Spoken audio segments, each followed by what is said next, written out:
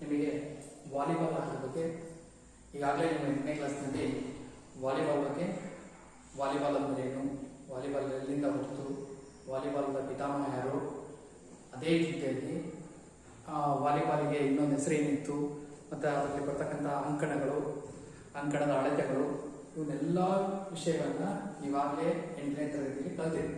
ಈಗ 9ನೇ ತರಗತಿಗೆ ವಾಲಿಬಾಲ್ನಲ್ಲಿ ಬರ್ತಕ್ಕಂಥ ಕೆಲವೊಂದು ತಂತ್ರಗಳು ಮತ್ತೆ ಆ ಆಟಗಾರರಿರ್ತಕ್ಕಂತಹ ಲಕ್ಷಣಗಳು ಹಾಗೂ ಏನೇನು ಬಹುಮಾನಗಳು ಮತ್ತು ಪ್ರಶಸ್ತಿಗಳನ್ನು ಕೊಡ್ತಾ ಇದ್ರು ಅನ್ನೋದನ್ನ ಈ ಪಾಠದಲ್ಲಿ ನೋಡೋಣ. ಮುಖ್ಯವಾಗಿ ಯಾವುದೇ ಒಂದು ಆಟವನ್ನು ನಾವು ನೋಡಬೇಕು ಅಂದ್ರೆ ಪ್ರತಿಯೊಂದು ಗೇಮಲ್ಲೂ ಏನಿದೆ, ವಾಲಿಬಾಲ್ ಆಗಿರ್ಬೋದು, ಖೋ ಖೋ, ಕಬಡ್ಡಿ, ಎವ್ರಿ ಒನ್ ಗೇಮ್ಸಿಗೆ ಶುಡ್ ಬಿ ಫಿಸಿಕಲ್ ಫಿಟ್ನೆಸ್ ಅನ್ನತಕ್ಕಂಥದ್ದು ಬಹಳ ಬಹಳ ಬಹಳ ಮುಖ್ಯವಾಗಿರ್ತಕ್ಕಂಥ ಅಂಶ. ಇಲ್ಲಿ ಫಿಸಿಕಲ್ ಫಿಟ್ನೆಸ್ ಅಂದ್ರೆ ನಾವು ಸಾಮಾನ್ಯವಾಗಿ ಯಾವ ಹೇಳ್ತೇವೆ ಅಂದ್ರೆ speed, strength, endurance, flexibility, agility. ಎಲ್ಲಾ ಗೇಮ್ಗಳಿಗೂ ಈ 5 ಅಂಶಗಳು ಅವಶ್ಯಕವಾಗಿ ಬೇಕು. ಈಗ ವಾಲಿಬಾಲ್ ನಲ್ಲಿ ಬೇಕಾಗಿರ್ತಕ್ಕಂಥ ಮುಖ್ಯವಾಗಿ ಏನಪ್ಪಾ ಅಂದ್ರೆ ನಾವು ವಾಲಿಬಾಲ್ ನಲ್ಲಿ ಏನೇನು ಅಂಶಗಳನ್ನ ನೋಡ್ತೀವಿ, ಕಂಪಲ್ಸರಿ ಪ್ರತಿಯೊಂದು ಗೇಮಲ್ಲೂ ಇವು ಅವಶ್ಯಕವಾಗಿ ಬೇಕು. ಆದ್ರೆ ಒಂದು ವಾಲಿಬಾಲ್ ಅಂತಕ್ಕಂಥದ್ದನ್ನ ನಾವು ಸ್ಟಾರ್ಟ್ ಮಾಡುವಾಗ ಮುಖ್ಯವಾಗಿ ನಿಮಗೆ ಈಗಾಗಲೇ ಒಂದ್ಸರಿ ಹೇಳಿದೆ, 4S ಅಂತ 4S. ಇಲ್ಲಿ ಒಂದು ಸರ್ವಿಸ್,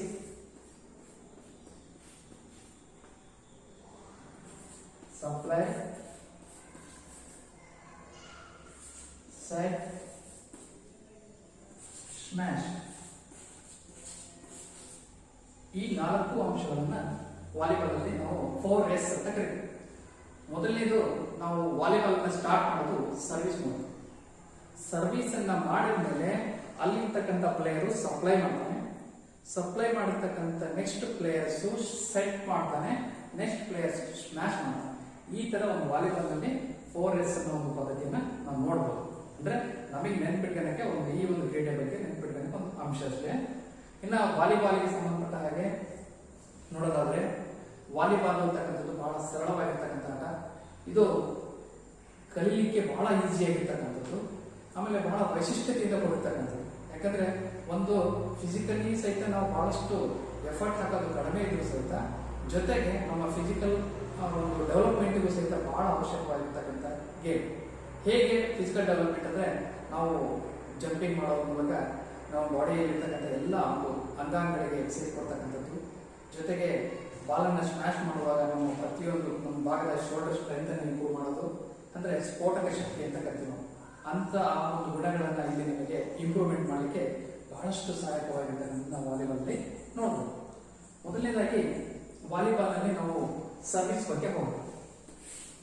ಸರ್ವಿಸ್ ಅಲ್ಲಿ 4ರಿಂದ 5 ಸರ್ವಿಸ್ಗಳನ್ನ ನಾವು ನೋಡ್ತೀವಿ. ಮೊದಲನೇದೇನಪ್ಪ ಅಂದ್ರೆ ಫ್ಲೋಟಿಂಗ್ ಸರ್ವಿಸ್ ಅಂತ. ಫ್ಲೋಟಿಂಗ್ ಅಂದ್ರೆ ಜಸ್ಟ್ ನಟ್ಟಿಗೆ ನೇರವಾಗಿರ್ತಕ್ಕಂಥ ಒಂದು ಸರ್ವಿಸ್ ಅನ್ನ ಮಾಡ್ತಕ್ಕಂಥ, ಇದಕ್ಕೆ ನಾವು ಫ್ಲೋಟಿಂಗ್ ಸರ್ವಿಸ್ ಅಂತ ಕರಿತೀವಿ. Next jump and smash service ಅಂತ ಕರಿತೀವಿ. ಜಂಪ್ ಮಾಡಿ ಸ್ಮ್ಯಾಶ್ ಮಾಡೋದು, ಇದೆಲ್ಲ ಅಂತಾರಾಷ್ಟ್ರೀಯ ಮಟ್ಟದಲ್ಲಿ ಈ ಜಂಪ್ ಅಂಡ್ ಸ್ಮ್ಯಾಶ್ ಸರ್ವಿಸ್ ಅನ್ನ ನಾವು ನೋಡ್ತೀವಿ. ಈಗಾಗಲೇ ಪ್ರೈಮರಿ, ಹೈಸ್ಕೂಲು ಮತ್ತೆ ಕಾಲೇಜುಗಳಲ್ಲೂ ಸಹಿತ ಮಕ್ಕಳು ಬಹಳಷ್ಟು ಸ್ಕಿಲ್ ಡೆವಲಪ್ಮೆಂಟ್ ಮಾಡ್ಕೊಂಡು ಈ ಜಂಪ್ ಅಂಡ್ ಸ್ಮ್ಯಾಶ್ ಸರ್ವಿಸ್ ಅನ್ನ ಮಾಡ್ತಾರೆ. ಆಮೇಲೆ ಅಂಡರ್ ಹ್ಯಾಂಡ್ ಸರ್ವಿಸ್ ಇರುತ್ತೆ, ಆಮೇಲೆ ರೌಂಡ್ ಆರ್ಮ್ ಸರ್ವಿಸ್ ಅಂತ ಇರುತ್ತೆ. ಹೀಗೆ ಸರ್ವಿಸ್ಗಳನ್ನು ನಾವು ನೋಡ್ಬೋದು. ಈ ವಾಲಿಬಾಲ್ ಆಟದಲ್ಲಿ ಸರ್ವಿಸ್ ಬಹಳ ವೆರಿ ಇಂಪಾರ್ಟೆಂಟ್. ಸರ್ವಿಸ್ ಅಲ್ಲಿ ನಾವು ಏನಪ್ಪಾ ಅಂದ್ರೆ ಮುಖ್ಯವಾಗಿ ನಾವು ನೋಡೋದಾದ್ರೆ ಸರ್ವಿಸ್ ಮಾಡ್ತಕ್ಕಂಥದ್ದನ್ನ ಕೆಲವೊಂದು ತಂತ್ರಗಳು ಅಂತ ಇರ್ತವೆ. ಅಂದ್ರೆ ನಾವು ಒಂದು ಪ್ರತಿಯೊಂದು ಕ್ರೀಡೆಯಲ್ಲಿ ಟೆಕ್ನಿಕ್ಸ್ ಅಂಡ್ ಟ್ಯಾಕ್ಟಿಕ್ಸ್ ಅಂತ ಕರೀತಾರೆ. ತಂತ್ರಗಳು ಮತ್ತು ತಂತ್ರಗಾರಿಕೆ ಅಂದ್ರೆ ತಂತ್ರಗಳು ಇರ್ತಾವ, ಅದನ್ನ ಯಾವ ರೀತಿ ತಾಂತ್ರಿಕವಾಗಿ ಅಂದ್ರೆ ತಾಂತ್ರಿಕತೆಯಿಂದ ನಾವು ಅಳವಡಿಸಿಕೊಳ್ಬೇಕು. ಈಗ ಪ್ಲೇಯರ್ಸ್ ವಾಲಿಬಾಲ್ ಸರ್ವಿಸ್ ಮಾಡ್ತಕ್ಕಂಥವ್ರು ಒಳ್ಳೆ ನೇರವಾಗಿ 4 ನಂಬರ್ಗೆ ಸರ್ವಿಸ್ ಅನ್ನ ಮಾಡೋದಾಗಿರ್ಬೋದು, ಅಥವಾ 6 ಪೊಸಿಷನ್ಗೆ ಮಾಡೋದಾಗಿರ್ಬೋದು.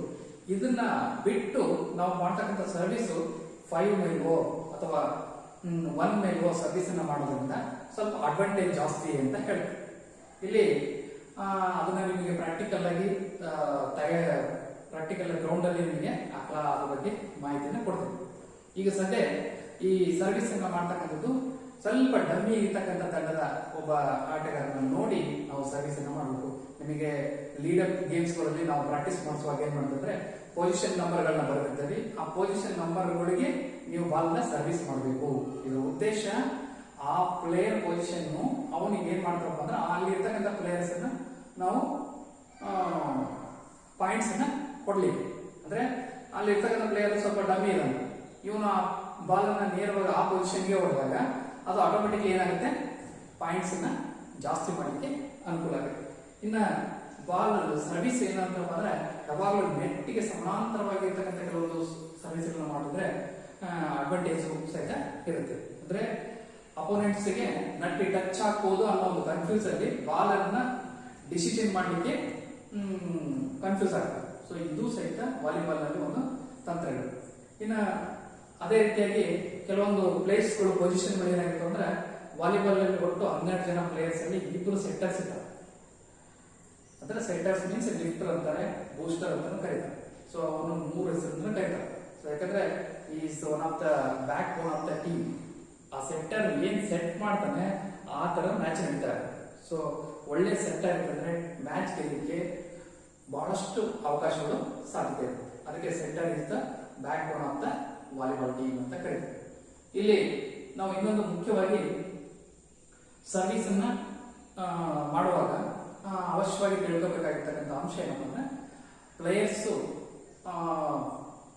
ಪೊಸಿಷನ್ ನಂಬರ್ ಸೆಟ್ಟರ್ ಒಬ್ಬ ಸೆಟ್ಟರ್ ಅಥವಾ 5+1 ಅಂತ ಆಡ್ತಿರ್ತಾರೆ. 5+1 ಆಡುವಾಗ ಸೆಟ್ಟರ್ಸ್ ಏನಾದ್ರು ಬ್ಯಾಕ್ ಝೋನ್ ಹೋದಾಗ ಅವನು ಒಳ ಇನ್ ಆಗುವಾಗ ನಾವೇನ್ ಮಾಡ್ಬೋದು, ಸರ್ವಿಸ್ ಅನ್ನ ಆ ಪೊಸಿಷನ್ಗೆ ಪಡೆದಾಗ ಅಲ್ಲಿ ಕನ್ಫ್ಯೂಸ್ ಆಗೋ ಸಾಧ್ಯತೆ ಇರ್ತದೆ. ಈ ಅಂಶವನ್ನು ಸಹಿತ ನಾವು ಗಮನ ಹರಿಸಬಹುದು. ಇದು ವಾಲಿಬಾಲ್ ಬರ್ತಕ್ಕಂಥ ಒಂದು ಸರ್ವಿಸ್ ಇರತಕ್ಕಂಥ ಒಂದು ಟೆಕ್ನಿಕ್. ಇನ್ನು ಹಾಗೆ ಸೆಟ್ ನಿಮಗೆ ಹೇಳಿದ ಹಾಗೆ 12 ಜನ ಆಟಗಾರರಲ್ಲಿ ಇಬ್ಬರನ್ನ ನಾವು ಏನ್ ಮಾಡ್ತೀವಿ ಅಂದ್ರೆ ಸೆಟ್ಟರ್ಸ್ ಅಂತಾನೆ ಸೆಲೆಕ್ಟ್ ಮಾಡ್ತೀವಿ. ಒಂದು ತಂಡದಲ್ಲಿ ಒಟ್ಟು 2 ಸೆಟ್ಟರ್ಸ್ ಇರ್ತಾರೆ, ಒಬ್ಬ ಲಿಬ್ರೋ ಇರ್ತಾರೆ, ಇನ್ನು ಉಳಿದಿರ್ತಕ್ಕಂಥವೆಲ್ಲರೂ ಸಹಿತ ಅಟ್ಯಾಕರ್ ಅಂತ ಇರ್ತಾರೆ. ಸೊ ಇಲ್ಲಿ ಸೆಟ್ ಬಗ್ಗೆ ನಾವು ಹೇಳ್ಬೇಕಂದ್ರೆ ಸೆಟ್ಟರ್ಸ್ ಬಗ್ಗೆ ಹೇಳ್ಬೇಕಂದ್ರೆ ನಿಮ್ಗೆ ಆಗಲೇ ಹೇಳಿದ್ವಿ, ಅಂದ್ರೆ is one of the back bone of the team ಅಂತ ಹೇಳಿ. ಕಾರಣ ಇಷ್ಟೇ, ಆ ವಾಲಿಬಾಲ್ ನಲ್ಲಿ ಸೆಟ್ ಮಾಡ್ತಕ್ಕಂಥದ್ದು 5 ಜನ ಪ್ಲೇಯರ್ಸ್ಗೆ ಅವನು ಸೆಟ್ ಮಾಡಬೇಕಾಗುತ್ತೆ. ಅಂದ್ರೆ 5 ಜನರು ಸಹಿತ ಸ್ಮ್ಯಾಶ್ ಮಾಡಬೇಕು. ಯಾವ ರೀತಿ ಅಂದ್ರೆ ಬ್ಯಾಕ್ ಝೋನ್ ಇರ್ತಕ್ಕಂಥವ್ರಿಗೆ ಬ್ಯಾಕ್ ಝೋನ್ ಹಾಕ್ತಕ್ಕಂಥದ್ದು, ನಂಬರ್ 4 ಪೊಸಿಷನ್ ನಾವು ಶಾರ್ಟ್ ಪಾಸ್ಗೆ ಕರಿತಕ್ಕಂಥದ್ದು, ನಂಬರ್ 5 ಏನ್ ಮಾಡ್ಬೋದು ಅಂದ್ರೆ ಬ್ಯಾಕ್ ಇಂದನೇ ನಾವು ಅಟ್ಯಾಕಿಂಗ್ ಮಾಡಕ್ಕೆ ಅವಕಾಶ ಕೊಡ್ಬೋದು. ನೆಕ್ಸ್ಟ್ ನಂಬರ್ 2 ಇರ್ತಕ್ಕಂಥ ಪೊಸಿಷನ್ ಸಹಿತ ಬ್ಯಾಕ್ ಪಾಸ್ ಮಾಡಬಹುದು. ಹಿಂಗೆ ಕನ್ಫ್ಯೂಸ್ ಮಾಡಿ ಅಪೋನೆಂಟ್ ಪ್ಲೇಯರ್ಸ್ಗೆ ಏನ್ ಮಾಡ್ಬೋದು, ಒಂದರಲ್ಲಿ ಕೀಳ್ ಮಾಡಿ ನಾವು ಪಾಯಿಂಟ್ಸ್ ಅನ್ನ ಜಾಸ್ತಿ ತರಲಿಕ್ಕೆ ಇದು ಒಂದು ಸೆಟ್ಟರ್ ಮಾಡ್ತಕ್ಕಂಥದ್ದು ಬಹಳ ಅವಶ್ಯಕವಾಗಿ. ಈ ಸೆಟ್ಟರ್ ಅನ್ನ ಇಲ್ಲಿ ಪೊಸಿಷನ್ ಗಳನ್ನ ಬಹಳ ನೀಟಾಗಿ ತೋರಿಸಬೇಕು. ಯಾಕಂದ್ರೆ ಎದುರಾಳಿ ತಂಡದವರಿಗೆ ಆ ಪೊಸಿಷನ್ ಗಳನ್ನ ತೋರಿಸೋದು ಸಹಿತ ಗೊತ್ತಾಗಲ್ಲ. ಅಷ್ಟು ಪೊಸಿಷನ್ ಗಳನ್ನ ತೋರಿಸಿ ಯಾವ ಪಾಸ್ ಅನ್ನ ಯಾರಿಗೆ ಹಾಕ್ತೀನಿ ಅನ್ನೋದನ್ನ ನೀಟಾಗಿ ತೋರಿಸಿ ಎದುರಾಳಿ ಇರ್ತಕ್ಕಂಥ ಆಟಗಾರನ್ನ ಒಂದರಲ್ಲಿ ಕ್ರಿಯೇಟ್ ಮಾಡಿ ಅಂಕಗಳನ್ನ ತೆಗೆದುಕೊಳ್ಳಿಕ್ಕೆ ಒಂದು ಸೆಟ್ಟರ್ನ ಪಾತ್ರ ಬಹಳ ಪ್ರಮುಖವಾಗಿರ್ತದೆ. ಇಲ್ಲಿ ಸೆಟ್ಟರ್ ಬಹಳಷ್ಟು ಪಾಸ್ಗಳು, ಶಾರ್ಟ್ ಪಾಸ್ ಅಂತ ಕರೀತಾರೆ, ಆಮೇಲೆ ಮಿಡಲ್ ಪಾಸ್ ಅಂತ ಕರೀತಾರೆ, ವೇವ್ ಪಾಸ್ ಅಂತ ಕರೀತಾರೆ, ಲಾಂಗ್ ಪಾಸ್ ಅಂತ ಕರೀತಾರೆ. ಈ ತರ ಪಾಸ್ಗಳನ್ನ ನಾವೇನ್ ಮಾಡ್ತೀವಿ ವಾಲಿಬಾಲ್ ನಲ್ಲಿ ನೋಡ್ತೀವಿ. ಇನ್ನು ಮುಖ್ಯವಾಗಿ ಆ ಪಾಸ್ ಇರ್ತಕ್ಕಂಥವನು ಸಿಚುವೇಶನ್ ಗಳನ್ನ ನೋಡ್ಬೇಕು. ಎಂತ ಸಿಚುವೇಶನ್ ಗಳನ್ನ ನೋಡ್ಬೇಕಪ್ಪ ಅಂದ್ರೆ ಮುಖ್ಯವಾಗಿ ಬಾಲ್ ಹೈಟ್ ಆಗಿರ್ತೈತಿ, ಹೈಟ್ ಇರ್ತಕ್ಕಂಥ ಬಾಲ್ ಪಾಸ್ ಸೆಟ್ ಸರಿಯಾಗಿ ಬಂದಿರೋದು. ಸೊ ಅವಾಗ ಹೈಟ್ ಆಗಿರ್ತಕ್ಕಂಥ ಬಾಲ್ನ ಬಿಡಬೇಕು. ಸೊ ಹೈಟ್ ಹಾಕಿದಾಗ ಎದುರಾಳಿ ತಂದಿರ್ತಕ್ಕಂಥ ಬ್ಲಾಕರ್ನ ಸಹಿತ ನಾವು ಅಬ್ಸರ್ವ್ ಮಾಡಬೇಕು. ಯಾಕಂದ್ರೆ ಬ್ಲಾಕ್ ಮಾಡೋನಿಗೆ ಈಸಿ ಆಗುತ್ತೆ, ಬಾಲ್ ಇಲ್ಲಿ ಕಾಣ್ತಾ ಇರುತ್ತೆ. ಸೊ ಆರಾಮಾಗಿ ಬಾಲ್ ನಾನು ಬ್ಲಾಕ್ ಮಾಡಬಹುದು ಅಂತ ಹೇಳಿ ಜಂಪ್ ಮಾಡಿ ಬ್ಲಾಕ್ ಮಾಡೋ ಸಾಧ್ಯತೆ ಇದೆ. ಸೊ ಆ ಉದ್ದೇಶಕ್ಕೆ ನಾವೇನ್ ಮಾಡ್ಬೇಕು, ಕನ್ಫ್ಯೂಸ್ ಮಾಡ್ಲಿಕ್ಕೆ ಸೆಟ್ಟರ್ ಆಗಿರ್ತಕ್ಕಂಥವನು ಪಾಸ್ಗಳನ್ನ ಒಂದೇ ಸರಿ 3 ಜನ ಅಟ್ಯಾಕರ್ಸ್ ಅನ್ನ ಒಳಗ್ ಕರೆದಾಗ ಅಥವಾ ಇಬ್ಬರನ್ನ ಒಳಗ್ ಕರೆದು ಅಂದ್ರೆ ಇಬ್ಬರನ್ನ ಅಟ್ಯಾಕ್ ಲೈನ್ ಒಳಗ್ ಕರೆದು ಪಾಸ್ ಅನ್ನ ಮಾಡಿ ಅದ್ರಲ್ಲಿ ಒಬ್ಬರಿಗೆ ಏನ್ ಮಾಡೋದು, ಎಲ್ಲರೂ ಪೊಸಿಷನ್ ತೋರಿಸ್ಬೇಕು. ಅವ್ರ ಪೊಸಿಷನ್ಗೆ ಅವ್ರು ಹೇಳ್ತಕ್ಕಂತ ಒಂದು ಇದಕ್ಕೆ ತೋರಿಸಿದಾಗ ಆ ಬ್ಲಾಕ್ ಮಾಡ್ತಕ್ಕಂಥವ್ನಿಗೆ ಏನಾಗುತ್ತೆ, ಗೊಂದಲ ಆಗುತ್ತೆ. ಸೊ ಅಲ್ಲಿ ಪಾಯಿಂಟ್ಸ್ ಅನ್ನ ಪಡೆಯಲಿಕ್ಕೆ ಅನುಕೂಲ ಆಗುತ್ತೆ. ಜೊತೆಗೆ ಸೆಟ್ಟರ್ ಇನ್ನೂ ಒಂದ್ ಏನ್ ಮಾಡ್ಬೋದು ಅಂದ್ರೆ ಬ್ಲಾಕರ್ಸ್ ಎಲ್ಲರೂ ಫ್ರಂಟ್ ಬಂದಿರ್ತಾರೆ, ಅವಾಗ ಬ್ಯಾಕ್ ಇದೇನಾಗಿರ್ತೈತಿ ಕಡಿಮೆ ಪೊಸಿಷನ್ ಇದೆ. ಸೊ ಅವಾಗ ಸಹಿತ ಪಾಯಿಂಟ್ಸ್ ಅನ್ನ ತಗೊಳ್ಳಿಕ್ಕೆ ಅಥವಾ ಡ್ರಾಪ್ ಹಾಕಿ ಪಾಯಿಂಟ್ ತಗೊಳ್ಳಿಕ್ಕೆ ಅವಕಾಶ ಇದೆ. ಇನ್ನು ನೆಕ್ಸ್ಟ್ ಸ್ಮ್ಯಾಶ್ ಮೀನ್ಸ್ ಈ ಆಟದಲ್ಲಿ ಇದು ಫಿನಿಶಿಂಗ್ ಪಾಯಿಂಟ್. ಅಂದ್ರೆ ಸ್ಮ್ಯಾಶ್ ಅನ್ನೋ ಪಾತ್ರ ಇದು ಅವನೇ ಮುಖ್ಯವಾಗಿರ್ಬೋದು ಅಂತ ಹೇಳ್ತಾನೆ. ಯಾಕಂದ್ರೆ ಅವನು ಎಂತ ಸೆಟ್ ಇದ್ದು ಸಹಿತ ಎಂತ ಲಿಫ್ಟರ್ ಎಂತ ಲಿಫ್ಟ್ ಮಾಡಿದಾಗ ಅವನು ಹೊಡಿತಕ್ಕಂಥದ್ದು. ಅದೇ ಸುಮ್ಮನೆ ಏನಪ್ಪಾ ಅಂದ್ರೆ ಬಾಲ್ ಐತಿ ಹೊಡಿಯೋದಂತಲ್ಲ, ಹೊಡಿತಕ್ಕಂತ ಒಂದು ಪದ್ಧತಿ ಏನಿದೆ ಅಂದ್ರೆ ಅದು ಬಹಳ ಮುಖ್ಯ. ಈಗ ಸುಮ್ಮನೆ ಬಾಲ್ನ ಸ್ಮ್ಯಾಶ್ ಮಾಡೋದು, ಅವನು ಲಿಫ್ಟ್ ಹಾಕಿರ್ತಾನೆ, ಹೊಡಿತಾನೆ, ಆವಾಗ ಪ್ಲೇಯರ್ಸ್ ಏನ್ ಮಾಡ್ತಾರ, ಸುಮ್ಮನೆ ಬ್ಲಾಕ್ ಮಾಡಿದ್ರೆ ನಮ್ಮ ಅಂಕಣ ಒಳಗೆ ಬೀಳ್ತತಿ, ಪಾಯಿಂಟ್ ಹೋಗ್ಬೇಕು. ಸೊ ಈ ಅಂಶ ಗಮನಕ್ಕಿಟ್ಟುಕೊಂಡು ಬ್ಲಾಕರ್ಸ್ ಅನ್ನ ನೋಡಿ ಅಟ್ಯಾಕಿಂಗ್ ಮಾಡಬೇಕು. ಸೊ ಅಟ್ಯಾಕ್ ಮಾಡಿದಾಗ ಪೂರ್ತಿ ಅಟ್ಯಾಕ್ ಮಾಡಿದಾಗ ಆ ಬ್ಲಾಕಿಂಗ್ ಅನ್ನ ಅಬ್ಸರ್ವ್ ಮಾಡ್ತಾನೆ ಖಾಲಿ ಇರ್ತಕ್ಕಂಥ ಜಾಗಗಳನ್ನ ನೋಡಿ ಗುರುತಿಸಿ ಅಲ್ಲಿಗೆ ಡ್ರಾಪ್ ಅನ್ನು ಸಹಿತ ಹಾಕಬೇಕು. ಸೊ ಇದು ಸ್ಮ್ಯಾಶ್ ಅನ್ನು ಸಹಿತ ಬಹಳ ಮುಖ್ಯವಾಗಿರ್ತಕ್ಕಂಥದ್ದು. ನೆಕ್ಸ್ಟ್ ಅನಗತ್ಯವಾಗಿರ್ತಕ್ಕಂಥ ಏನ್ ಮಾಡಬಾರ್ದು ಅಂದ್ರೆ ಹೊಡೆತಗಳನ್ನ ಬಾರಿಸಬಾರ್ದು. ಯಾಕಂದ್ರೆ ಪ್ರತಿ ಬಾಲನ್ನು ಹೊಡೆಯೋದೇ ಮಾಡಬಾರ್ದು. ಯಾವುದು ವೆರಿ ಇಂಪಾರ್ಟೆಂಟ್ ಅಥವಾ ಬ್ಲಾಕರ್ಸ್ ನ ಫ್ರೀ ಇದ್ದಾಗ ನಾವೇನ್ ಮಾಡಬೇಕು, ಸ್ಮ್ಯಾಶ್ ಅನ್ನ ಮಾಡೋದನ್ನ ಅವಶ್ಯವಾಗಿ ಮಾಡಬೇಕು. ಇನ್ನು ನೆಕ್ಸ್ಟ್ ಸ್ಪೀಡ್ ಅನ್ನೋದು ಬಹಳ ಮುಖ್ಯ ಇದೆ. ಯಾಕಂದ್ರೆ ಅಟ್ಯಾಕ್ ಪಾಸ್ಗಳು ಹೆಂಗಿರ್ತಾವು, ಒಂದೊಂದ್ಸರಿ ಬೈ ಮಿಸ್ ಆಗಿ ಲಾಂಗ್ ಪಾಸ್ ಸಹಿತ ವೇವ್ ಪಾಸ್ ಆಗೋ ಸಾಧ್ಯತೆ ಇರ್ತೈತಿ, ಶಾರ್ಟ್ ಪಾಸ್ ಆಗೋ ಸಾಧ್ಯತೆ ಇರ್ತೈತಿ. ಅದಕ್ಕೆ ಕ್ವಿಕ್ ಮೂವ್ಮೆಂಟ್ ಅನ್ನು ಸಹಿತ ನಾವು ಇಲ್ಲಿ ನೋಡ್ಬೋದು. ಸೊ ಇದು ಸ್ಮ್ಯಾಶ್ ಅಲ್ಲಿ ಬರ್ತಕ್ಕಂಥದ್ದನ್ನ ಇನ್ನು ಹೆಚ್ಚು ನಾವು ನೋಡ್ಬೋದು. ಯಾಕಂದ್ರೆ ಸ್ಮ್ಯಾಶರ್ ಬಾಲ್ ಅನ್ನ ಕಿಲ್ ಮಾಡೋ ಉದ್ದೇಶ ಇರೋದ್ರಿಂದ, ಬಾಲ್ ಅವನು ಕಿಲ್ ಮಾಡಿದ್ಮೇಲೆ ತಮ್ಮ ತಂಡಕ್ಕೆ ಅಂಕ ಬರೋದ್ರಿಂದ ಈ ಅಂಶವನ್ನ ಗಮನ ಇಡಬೇಕು. ಸೊ ಈ ಎಲ್ಲ ಅಂಶಗಳು ಸರ್ವಿಸ್ ಅಲ್ಲಿ ನಾವು ನೋಡ್ಬೋದು. ಸರ್ವಿಸು, ಸೆಟ್ ಟು ಸ್ಮ್ಯಾಶ್, ಈ ಮೂರು ಅಂಶಗಳ ಜೊತೆಗೆ ಸಪ್ಲೈ ಅನ್ನೋದು ಸಹಿತ ಇದೆ, ಅದನ್ನು ನಾವು ಸೇರಿಸ್ತೇವೆ. ಸಪ್ಲೈ ಮೀನ್ಸ್ ಏನಪ್ಪಾ ಅಂದ್ರೆ ಸರ್ವಿಸ್ ಬಂದಿರ್ತಕ್ಕಂಥ ಬಾಲ್ ಅನ್ನ ಯಾರಿಗೆ ಬರ್ತೈತೆ ಅವ್ನು ನೀಟಾಗಿ ಪಾಸ್ ಸಪ್ಲೈ ಕೊಟ್ಟಾಗ ಪಾಸ್ ಆಗಿ ಏನಾಗುತ್ತೆ, ಎಂತ ಪಾಸ್ಗಳನ್ನು ಸಹಿತ ಬಹಳ ಉತ್ತಮವಾಗಿರ್ತಕ್ಕಂಥ ಪಾಸ್ಗಳನ್ನ ಲಿಫ್ಟ್ಗಳನ್ನು ಮಾಡಲಿಕ್ಕೆ ಸಾಧ್ಯತೆ ಇದೆ. ಅದಕ್ಕೆ ಸಪ್ಲೈ ಇಸ್ ಆಲ್ಸೋ ಇಂಪಾರ್ಟೆಂಟ್ ಅಂತ ಹೇಳ್ಬೋದು. ಈಗ ನೆಕ್ಸ್ಟ್ ನಾವು ಹೇಳೋದಾದ್ರೆ ವಾಲಿಬಾಲ್ ಆಟಗಾರರಲ್ಲಿ ಇರಬೇಕಾಗಿರ್ತಕ್ಕಂಥ ಕೆಲವೊಂದು ಲಕ್ಷಣ, ಏನು ಲಕ್ಷಣಗಳನ್ನ ನಾವು ನೋಡ್ತೀವಿ ವಾಲಿಬಾಲ್ ಆಟಗಾರರಲ್ಲಿ. ಸೊ ವಾಲಿಬಾಲ್ ಆಟ ನಾವು ಸೆಲೆಕ್ಟ್ ಮಾಡುವಾಗ ಈಗ ನಾವು ಕಬಡ್ಡಿ ಮತ್ತು ಖೋ ಖೋ ಪ್ಲೇಯರ್ಸ್ ಸ್ವಲ್ಪ ಉಳುಕಿದ್ದವ್ರನ್ನ ಸಹಿತ ಸೆಲೆಕ್ಟ್ ಮಾಡ್ತೀವಿ. ಆದರೆ ವಾಲಿಬಾಲ್ ಅಲ್ಲಿ ಎತ್ತರಕ್ಕಿರ್ತಕ್ಕಂಥ ಆಟಗಾರನ ಮೊದಲನೇ ಹೈಟ್ ಇರ್ತಕ್ಕಂಥ ಪ್ಲೇಯರ್ ನಾವು ಏನ್ ಮಾಡ್ತೇವೆ, ಸೊ ಹೈಟ್ ಇರ್ತಕ್ಕಂಥ ಪ್ಲೇಯರ್ನ ಸೆಲೆಕ್ಟ್ ಮಾಡ್ತೇವೆ. ಯಾಕಂದ್ರೆ ಎತ್ತರದ ನಿಲುವು ಇರಬೇಕು ಇವರಿಗೆ. ಒಂದು ಇದು ಬಹಳ ಮುಖ್ಯವಾಗಿರ್ತಕ್ಕಂಥದ್ದು. ಯಾಕಂದ್ರೆ ಇದು 2.43 ನೆಟ್ ಹೈಟ್ ಇರ್ತದೆ ನೆಲದಿಂದ. ಸೊ ಆ ಉದ್ದೇಶಕ್ಕೆ ನಾವೇನ್ ಮಾಡ್ಬೇಕಪ್ಪ ಅಂದ್ರೆ ಜಂಪ್ ಮಾಡಬೇಕು. ಹೈಟ್ ಮಾಡ್ತಕ್ಕಂಥ ಸ್ವಲ್ಪ ಹೈಟ್ ಇರ್ತಕ್ಕಂಥ ಸ್ವಲ್ಪ ಜಂಪ್ ಮಾಡಿದ್ರೆ ಸಹಿತ ನಟ್ಟಿಗಿಂತ ಮೇಲೆ ಹೋಗೋ ಸಾಧ್ಯತೆ ಇರುತ್ತೆ. ಸೊ ಅದಕ್ಕೋಸ್ಕರ ಹೈಟ್ ಇರ್ತಕ್ಕಂಥ ಪ್ಲೇಯರ್ಸ್ ಅನ್ನ ಇವನ್ನ ಈ ಒಂದು ಅಂಶವನ್ನು ಬಹಳ ನಾವು ಗಣನೆ ಇರ್ತಕ್ಕಂಥ. ಇನ್ನ ಇಲ್ಲಿ ಮುಖ್ಯವಾಗಿ ಏನಪ್ಪ ಅಂದ್ರೆ ಫಿಸಿಕಲ್ ಆಗಿ ನಾವು ನೋಡೋದಾದ್ರೆ, ಫಿಸಿಕಲಿ ಫಿಟ್ನೆಸ್ ಆಗಿ ನೋಡೋದಾದ್ರೆ ಸ್ಪೀಡ್ ಇರ್ತಕ್ಕಂಥವ್ರು ಇರಬೇಕು. ನೆಕ್ಸ್ಟ್ ಸ್ಫೋಟಕ ಶಕ್ತಿ ಅಂತಾರೆ, ಎಕ್ಸ್ಪ್ಲೋಸಿವ್ ಸ್ಟ್ರೆಂತ್. ಸೊ ಈ ಎಕ್ಸ್ಪ್ಲೋಸಿವ್ ಸ್ಟ್ರೆಂತ್ ಸಹಿತ ಇಲ್ಲಿ ಬಹಳ ಮುಖ್ಯ. ಇದು ನಾವು ಆಟದಲ್ಲಿ ಕಲಿತೇವೆ. ಯಾಕಂದ್ರೆ jump on the spot ball jump ಅಲ್ಲೇ ನಿಂತಾನೆ ಜಂಪ್ ಮಾಡೋ ಸಾಧ್ಯತೆ ಇದೆ. ಸೊ ಅದಕ್ಕೆ ಸ್ಫೋಟಕ ಶಕ್ತಿ ಅಂತ ಕರೀತಾರೆ. ನೆಕ್ಸ್ಟ್ ಆಕ್ಷನ್ ಅಂಡ್ ರಿಯಾಕ್ಷನ್ ಅಂತ ಕರೀತಾರೆ. ನ್ಯೂಟನ್ ಒಂದು ನಿಯಮದ ಥರ್ಡ್ ಲಾ ಅಲ್ಲಿ ಆಕ್ಷನ್ ಅಂಡ್ ರಿಯಾಕ್ಷನ್ ಅಂದ್ರೆ ನಾವು ಯಾವ್ದು ರೀತಿ ವೇಗ ಇರ್ತೈತೆ, ಬಾಲ್ ಒಂದ್ಸರಿ ಸ್ಮ್ಯಾಶ್ ಮಾಡಿದಾಗ ಅದೇ ವೇಗದಲ್ಲಿ ವಾಪಸ್ ಬರೋ ಸಾಧ್ಯತೆ ಇರುತ್ತೆ.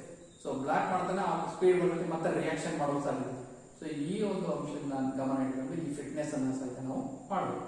ಸೊ ಇವೆಲ್ಲ ಫಿಟ್ನೆಸ್ ಡೆವಲಪ್ಮೆಂಟ್ ಅನ್ನ ನಾವು ಒಬ್ಬ ತರಬೇತುದಾರನಾಗಿ ಏನ್ ಮಾಡ್ತಿರ್ತೇವಪ್ಪ ಅಂದ್ರೆ ಆಟಗಾರರಲ್ಲಿ ಡೈಲಿ ಮಾರ್ನಿಂಗ್ ಆಗಿ ನಾವು ಈವ್ನಿಂಗ್ ಪ್ರಾಕ್ಟೀಸ್ ಕೊಡುವಾಗ ಏನಿರ್ತಂದ್ರೆ ಬೆಳಗ್ಗೆ ಮತ್ತು ಸಾಯಂಕಾಲ ಜನರಲ್ ವಾರ್ಮಿಂಗ್ ಅಪ್ ಮಾಡಿಸಿ ಜೊತೆಗೆ ಸ್ಪೆಸಿಫಿಕ್ ಎಕ್ಸರ್ಸೈಸ್ ಗಳನ್ನ ಮಾಡ್ತೇವೆ. ಸೊ ಸ್ಪೆಸಿಫಿಕ್ ಎಕ್ಸರ್ಸೈಸ್ ಮಾಡೋ ಉದ್ದೇಶ ಇದೆ ವಾಲಿಬಾಲ್ ನಲ್ಲಿ ಇರ್ತಕ್ಕಂಥ ಬೇಕಾಗಿರ್ತಕ್ಕಂಥ ಸ್ಕಿಲ್ ಡೆವಲಪ್ಮೆಂಟ್ಗೆ ನಾವು ಏನ್ ಮಾಡ್ತೀವಿ, ಕೆಲವೊಂದು ಸ್ಪೆಸಿಫಿಕ್ ಎಕ್ಸರ್ಸೈಸ್ ಗಳನ್ನ ಎಕ್ಸ್ಪ್ಲೋಸಿವ್ ಸ್ಟ್ರೆಂತ್ ಮಾಡಕ್ಕಾಗಿರ್ಬೋದು, ಅಲ್ಲಿ ಫಾರ್ಟ್ಲೈಕ್ ಟ್ರೈನಿಂಗ್ ಅಂತ ಬರ್ತೈತಿ, ಸರ್ಕ್ಯೂಟ್ ಟ್ರೈನಿಂಗ್ ಅಂತ ಬರ್ತೈತಿ. ಈ ಟ್ರೈನಿಂಗ್ ಗಳನ್ನ ಅವ್ರಿಗೆ ಅಡಾಪ್ಟ್ ಮಾಡಿ ವೇಟ್ ಟ್ರೈನಿಂಗು ಸಹಿತ ಕೊಡ್ತೇವೆ. ಇವನ್ನ ಕೊಟ್ಟಾಗ ಅದು ಆಟೋಮೆಟಿಕ್ಲಿ ಫಿಸಿಕಲ್ ಡೆವಲಪ್ಮೆಂಟ್ಸ್ ಗಳು ಈ ಒಂದು ಗೇಮ್ಗೆ ಬೇಕಾಗಿರ್ತಕ್ಕಂಥ ಫಿಸಿಕಲ್ ಡೆವಲಪ್ಮೆಂಟ್ಸ್ ಡೆವಲಪ್ ಆಗೋ ಸಾಧ್ಯತೆ ಇರ್ತದೆ. ಇದು ಸ್ಕಿಲ್ಗಳನ್ನ ಡೆವಲಪ್ಮೆಂಟ್ ಮಾಡಿ ಜೊತೆಗೆ ಬಾಲ್ ಪ್ರಾಕ್ಟೀಸ್ ಮಾಡ್ತವೆ, ನೆಟ್ ಪ್ರಾಕ್ಟೀಸ್ ಮಾಡ್ತವೆ. ಇವು ಆಟದಲ್ಲಿ ಒಬ್ಬ ಆಟಗಾರನು ತನ್ನ ಕೌಶಲ್ಯವನ್ನ ಕಲೀಲಿಕ್ಕೆ ಸಹಾಯಕಾರಿಯಾಗ್ತಕ್ಕಂಥದ್ದನ್ನ ನಾವು ನೋಡ್ಬೋದು. ಇನ್ನು ನಾವು ವಾಲಿಬಾಲ್ ಅಲ್ಲಿ ಏನಪ್ಪ ಇನ್ನೊಂದು ಹೆಚ್ಚಿನ ಗಮನ ಹರಿಸ್ತಕ್ಕಂಥದ್ದು, ವಾಲಿಬಾಲ್ ಸಹಿತ ಇದು ಒಂದು ಅಂತಾರಾಷ್ಟ್ರೀಯ ಆಟ. ಇದು ಒಲಿಂಪಿಕ್ಸ್ ನಲ್ಲಿ ಸಹಿತ 1900 ಟೋಕಿಯೋ ಒಲಿಂಪಿಕ್ಸ್ ನಲ್ಲಿ ಆ ಒಂದು ಟೋಕಿಯೋ ಒಲಿಂಪಿಕ್ಸ್ ನಲ್ಲಿ ಇದು ಮೊಟ್ಟ ಮೊದಲ ಬಾರಿಗೆ ಇದನ್ನ ಸೇರಿಸಿದ್ರು. ಇಲ್ಲಿ ಮುಖ್ಯವಾಗಿ ರಾಷ್ಟ್ರ ಮಟ್ಟದ ಕ್ರೀಡೆಗಳನ್ನ ಕಿರಿಯರ ವಾಲಿಬಾಲ್ ಚಾಂಪಿಯನ್ಶಿಪ್ ಅಂತ ಆಡ್ತಾರೆ.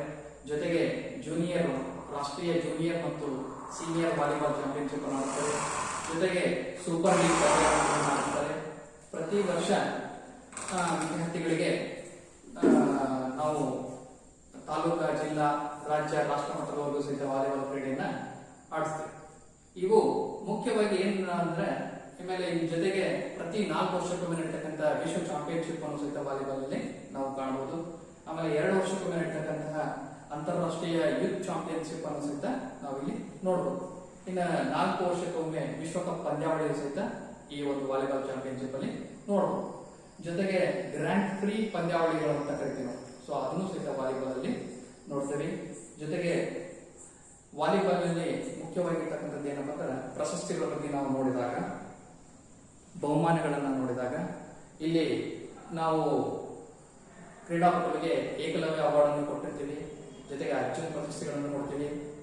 ಆಮೇಲೆ ತರಬೇತುದಾರರಿಗೆ ದ್ರೋಣಾಚಾರ್ಯ ಪ್ರಶಸ್ತಿಗಳನ್ನ ವಾಲಿಬಾಲ್ ಆಟದಲ್ಲಿ ನಾವು ಕೊಟ್ಟಿರೋದನ್ನ ಉದಾಹರಣೆಗಳು ಇದಾವೆ. ಇನ್ನ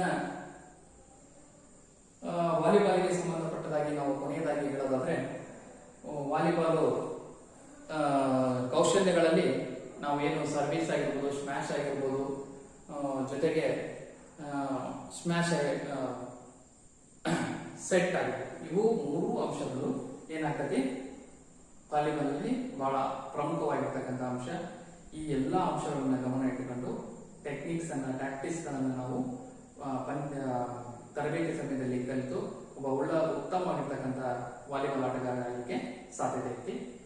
ಈಗ ನಿಮ್ಗೆಲ್ಲರಿಗೂ ಸಹಿತ 9ನೇ ತರಗತಿಗೆ ಬರ್ತಕ್ಕಂಥ ಈ ಪಾಠದಲ್ಲಿ ಏನು ಪ್ರಶ್ನೋತ್ತರಗಳಿದಾವು ಅದನ್ನ ನಿಮಗೆ ಈಗಾಗಲೇ ಆನ್ಲೈನ್ ಅಲ್ಲಿ ಕ್ವಿಜ್ ಅಂತ ನಾನು ಮಾಡಿದ್ದೀನಿ. ಸೊ ಅದೇ ರೀತಿ ನೆಕ್ಸ್ಟ್ ಪಾಠಕ್ಕೂ ಸಹಿತ ಮಾಡ್ತೀನಿ. ಆ ಕ್ವಿಜ್ ಗಳನ್ನ ನೀವು ಅಟೆಂಡ್ ಮಾಡಿ, ಅದನ್ನ ಜೊತೆಗೆ ಆ ಲಿಂಕ್ ಅನ್ನ ಮುಟ್ಟಿದಾಗ ನಿಮ್ಗೆ ಏನಾಗುತ್ತೆ ಅಂದ್ರೆ ಕ್ವಶನ್ಸ್ ಬರ್ತಾವ, ಆ ಕ್ವಶನ್ಸ್ ಅನ್ನ ಅಟೆಂಡ್ ಮಾಡ್ತಾ ಹೋಗ್ರಿ. ಜೊತೆಗೆ ಈ ಪ್ರಶ್ನೋತ್ತರಗಳನ್ನ ಬರೆದು ನಿಮ್ಮ ನೋಟ್ಸ್ ಅಲ್ಲಿ ರೆಡಿ ಮಾಡಿ ಇಟ್ಕೊಳ್ಳಿ.